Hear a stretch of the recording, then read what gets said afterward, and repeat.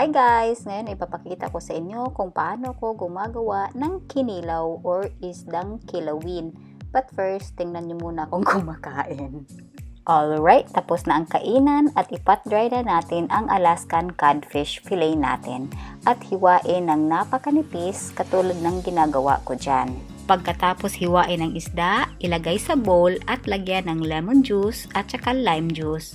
I-mix natin ng mabuti at isit aside natin sa refrigerator ng mga 30 to 40 minutes para maluto yung isda.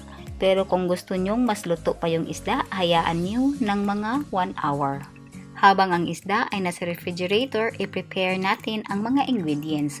Kuha tayo ng bowl at i-mix natin ang tomato, onion, garlic, cilantro, dahon lang ang ginagamit ko dyan, ginger, black pepper, salt, extra virgin olive oil, sugar, lime, and pepperocini. That is optional.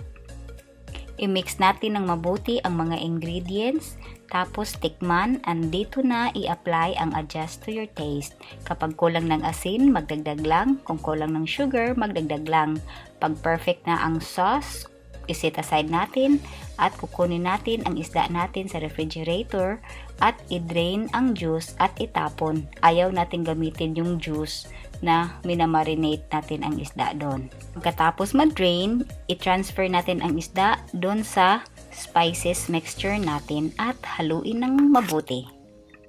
Once nahalo na ng mabuti, it is ready to serve and enjoy.